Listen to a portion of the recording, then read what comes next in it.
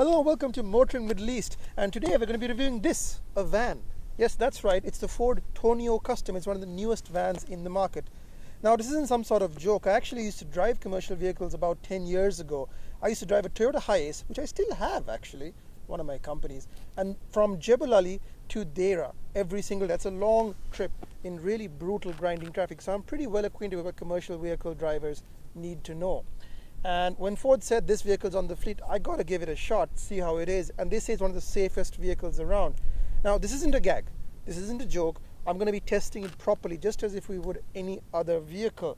But I am curious to see how it does, because commercial vehicle drivers really have the short end of the stick. They've got to do long hours in really uncomfortable cars that don't have even basic safety systems. No ABS, no traction control.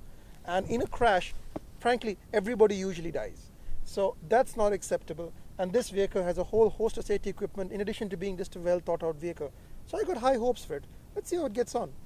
A bit weird to be talking about design with a van. I mean, let's be honest, it's just a white box on wheels, isn't it? Well, this one's no different. This is the Tourneo Custom, which is a mid-roof version. That means you've got the lower roof. The top high roof ones are called Transit Custom. Now, if you notice, this isn't the prettiest Transit ever made. I don't think the looks are that great, and the Transit used to be a really good-looking van. Well, this one's just okay, but it's got a lot of clever packaging benefits. Now, if you notice, it's got this lump at the front. That's a bit different from most of the Japanese vehicles you're used to seeing. But what that means is that the engine is in the front, powering the front wheels. Now, most Japanese vehicles have a mid-engine supplying the rear wheels. Now, that gives you a lot of benefits here, because you've got a lot more space. You can have a completely flat cargo floor and space for people, a much higher space in the middle, or rather more capacious space for driver and passenger, and obviously slightly more fuel efficiency. Now the downside is you've got this weird lump at the front, but otherwise it is a much smarter way of doing things. It does mean that the front wheels are working a bit harder than normal. By the way, what's under the hood? Well, under the hood is an engine. Okay, that's being a bit facetious, but it's a 2.2 Duratorque. This is the high-powered version, 125 horsepower, 350 newton meters of torque, 6-speed manual gearbox. 350 newton meters is about 260-ish foot-pounds, if I'm getting that right. From this angle, it doesn't look so bad, does it? So what have we got? Really skinny wheels. These are 16-inch wheels, commercial van spec, of course. Got a big rub strip down the side, and this rub strip prevents people from whacking into it. And of course, slidey doors, which is the point of a van. You get to the back. I quite like the back, actually. It's got these massive tail lamps, really good looking, and an absolutely humongous space for you to load goods in. Yeah, so it looks best from the back and from the sides, but the front's a bit ungainly. I blame the headlamps, actually. But yeah, let's see what this van does at van-like things. So how do we open the back? Is there some sort of fancy auto-opening door? No, it's a van. Come on. It's not that, not fancy. Let's just see if I can reach this. Oh, all right, get out of the way. Now, this actually clouted me in the face and nearly knocked me out the other day, so got to be careful. Oh, look how big that door is. Tons of cargo space in here. I have no idea how much cubic capacity is, but it's quite a bit. You've got, well, all the storage you could possibly want. And these little weird things here, I wonder what they are. Oh, what the hell is that? Some sort of Bosch pump mechanism. I'm sure somebody in the comments will be able to tell me exactly what's going on here. I'm just going to leave that alone. There's a 12-volt socket down here, but otherwise not much happening. By the way, these seats here are completely removed. In fact, all the seats are removable, so you can turn it into a van if you really wanted to. All these red tabs, by the way, to help you fold and flip, etc., the seats forward, although they're very confusing to use. Let's see what the actual van space in the middle is like, eh? Okay, let's see what it's like in this van, eh? Typical sliding doors, no electric releases like you would get in an Odyssey, but this is a commercial vehicle. And whoa, hold up. That didn't hold it too well. Let me try it again. That got it. These aren't actually sliding windows, these are pop-out windows, so they pop out to give you a bit more airflow. Okay, in the middle, what have we got? Well, we've got these very nice sculpted seats. I quite like them. They're quite good bolsters, etc. And they've got a nice vertical pattern on the seat backs. Good headrests, so good whiplash protection. Actually, it's quite comfortable as well, these seats. I want to write it in here because if you notice, it's completely flat because there's no engine. So it gives you much more middle seat legroom. And of course, it does. Toys? None. There's an air conditioning vent up here, so you can control the AC, and you've got plenty of AC vents and lots of stereo ports. How do we get into the back? Okay, I have no idea what to do next. Alright, I'm just going to clamber in over here.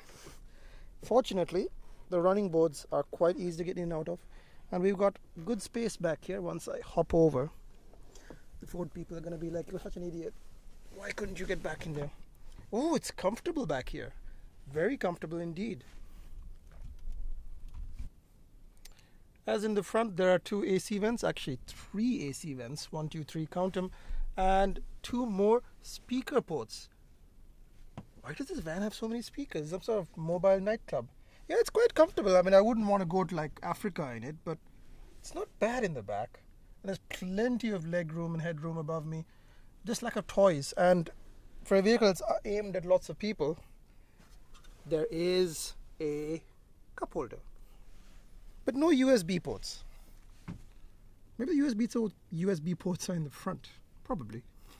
One more thing, all these seats have seat belts, very important because I see so many vans with nobody belted up in them. And these seats actually have ISOFIX mounting points. It's got like 3 ISOFIX points in this car. So if you take lots of kids, this could be the ideal van. Right to the front. Once I figure out how to get out of this thing. Let's take a look at the driver's compartment. A couple of things I want to point out first, or rather one thing. This mirror, which is very helpful because it's got a normal mirror that you use, and this little one here which used to catch people hiding in your blind spot. Make it so much easier to drive. And look at the size of that glass house, eh? Absolutely massive. The visibility is insane. It's like being here in the world's biggest sunroof. Through the back, not so much. And worth noting, this car doesn't have reversing camera and or rear sensors.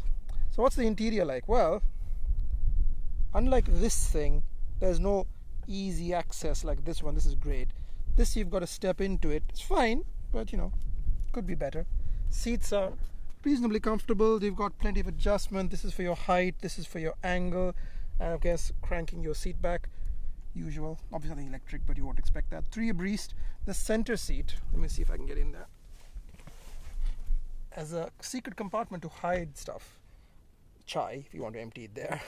2 bottles and places to keep papers and filofaxes and that sort of thing. Although again, you know, I would kind of want a more solid place to keep books and things. As a commercial vehicle driver, typically I'm carrying a lot of files, so this isn't going to cut it. This isn't much of a seat either for the middle guy, but then again, the middle guy never gets a good seat. So, as you can see, the lower compartment holds a 2-liter bottle of water very easily. There's a little compartment in the corner which also holds chai or your mobile phone. And also, if you look at this door, it's quite a high sill, so you can rest your arm here very, very easily. And the finger controls for the window go very easily to hand, fall to hand, I like to say. This is for adjusting mirrors. By the way, these are single up, single down, auto up, auto down, I mean to say. So very, very helpful when you're in a hurry. So what's the dash like? Well, sir, it's basically a Fiesta, isn't it? It's got that sort of Fiesta telephone number dash thing, a sync system that does pretty good sound. All those speakers come into use. Good AC here. Obviously, very simple basic controls. No automatic anything, climate control. Although you have got a pretty strong rear AC as well. No USB here. That's a 12-volt socket. 6-speed manual. We'll talk about that when we get on the road. This is where you're supposed to keep your mobile phone. But to me, most lorry or van drivers now have really nice mobile phones, so this isn't going to cut it. The instruments are pretty typical sort of Ford Fiesta level instruments. Very easy to use. Very, very easy to use. The steering wheel is another Ford unit. You got your obvious audio controls here, and this is for controlling the readouts here. Let me see if I can show you while starting it. Again, no fancy key. Just a normal. Get that. No power beauty sold nonsense. This is just a humble van. So if I click through these, you can see the trip computer options. This has got ridiculous range. They claim 1,200 kilometers of range, and I'm doing about. Let me see if I can brighten this up for you. They claim 1,200 kilometers of range, and this thing looks like it might hit it. It's already doing about 10.8 liters per 100. It might do it, although I've been driving it like a stole it. So things I would want: somewhere to keep your mobile phone that's bigger than this, and cruise control, because on long journeys nobody wants to hold their foot on the gear. Speaking of which, it's a bit cramped down here. I don't know if you can see this. There's nowhere really to keep your left leg, apart from this, which is a really awkward stretch. Apologies for my hairy knees. Apologies in advance. I know it's not very halal. But yeah. Alright. Let's get the mighty Tourneo Custom on the road, shall we? So let's take the Tourneo out for a little bit of a drive, show you what it's like. I mean, this isn't exactly a sports car, but let's show you what it's like on the road. In case you're wondering where the USB was, we couldn't find it down here. It's actually in this sneaky compartment hidden on top of the binnacle. USB, 12 volt and aux jack, and space to keep a phone. Although I'd much rather find somewhere, keep it in front of me, where I can see messages and things pop up. But obviously I wouldn't touch it, because when you drive you shouldn't be looking at your phone. It's pulling away in first gear, 6-speed gearbox. Clutch is a bit vague, a bit hard to know really where it's biting. It's quite easy to stall. Gearbox is nice, typical Ford gearbox, light, simple, precise, a bit, anonymous, but gets the job done. What's the engine like? 2.2 liters isn't a lot. When you look at the competition with petrol engines are like 2.7, and they make about 150 horsepower. That's the one drawback of this Tourneo. The diesel engines I'm sure are fine in Europe where you do pretty low speeds, but out here everybody's doing 100, 120. This van can go much faster than 120, and over 2000 RPM the engine is fine. Absolutely no issues to complain about. Fine. 260 foot-pounds of torque is quite a bit. But below 2000 RPM it's totally gutless. It's got nothing happening. So the engine's definitely a weak spot for me. It does do ridiculous economy. And I mean ridiculous. Let's drop into 6th gear here. Let me see.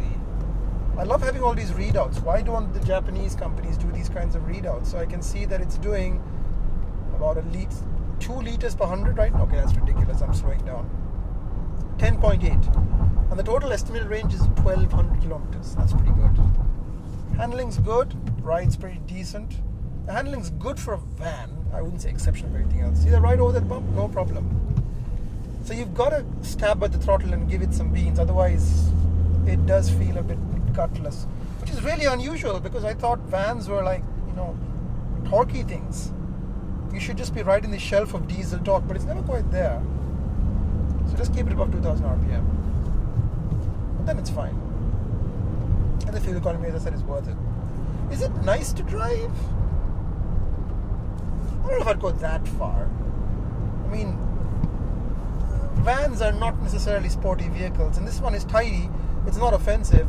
It's kind of car-like in places. Certainly this view is like I'm sitting in a big sort of crossover. The view visibility is excellent. The mirrors allow me to see in every direction. I would like a rear view camera, that's about it really, but apart where there's no display for it, no color display. Seating position is good. Ride comfort over long distance is fine. I mean, it's making the van more car-like, but it's not a car, and you'll reminder of this when everybody cuts you up. Because everybody treats van drivers like crap. Absolutely hate you. Flash you, push you out of the way. One thing else I'm missing, cruise control. I would really, really, really, really like cruise control because I'm driving long distances.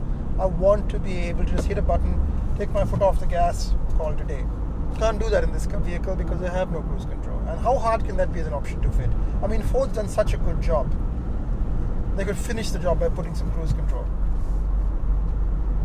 But overall, it's nice. I mean, nothing to complain about. And I think the Japanese vans are slightly nicer to drive, but they feel lighter. This vehicle does feel a bit on the heavy side. And they got a lot of power. But this is so much safer and more comfortable and more car-like. So I think overall, good job, Ford. I like the fact that it feels safe. It's got ABS, airbags, traction control, stability control. Do you know it has a 5-star Euro NCAP rating? I know cars that don't have 5-star Euro. It's the only van I know with a Euro NCAP rating of 5 stars. One small demerit, because the greenhouse is so massive, it gets hot in here, so you need the aircon. Lucky the aircon's really good. It's running, I mean, it's a nice winter's day. It's about 26 degrees. The AC doesn't really cause too much drag on the engine. But it does get warm in here. And you can't tint windows for commercial vehicles. But overall, I like it. Will I switch my vans to Fords? Yeah, if the total cost of ownership argument works out, because that's the other half of it. Buying a van is one thing, but how cheap is it to run over the long term? What's it going to cost in terms of downtime, reliability? What are the cost of spares? That's going to be the next question to Ford to conquer. But as a van, The pricing is not too bad. As I said, 108,000 dirhams. A little bit expensive, but then if you look at the Toyota equivalent, which is like a 15-seater, this is only an 8-seater. But this is targeted at, hotel transport, airport shuttles, that sort of thing. It's fine. It's a nice premium vehicle. Because you wouldn't want to be transporting a Hiace. Now, is it better than a Honda Odyssey or a Previa? Those are more refined. Those are more car-like. And those are smaller. So yeah. But they don't have the cargo room. This can take a lot of luggage in the back. Whereas this got a massive amount of luggage space in the back. Those don't. I don't know if I should do another one of these van reviews. I don't know if this is the most boring thing in the world. I don't know if anybody's actually watched to this point. Maybe they all just started watching and like, van? Where are the Porsches? I like vans.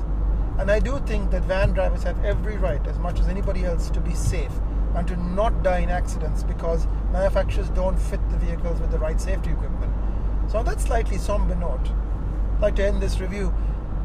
Thanks very much for watching as always. Remember to like, comment and share. And if you haven't subscribed already, well, what are you waiting for? This is Motoring Middle East. We review everything. Thanks for watching. See you next time.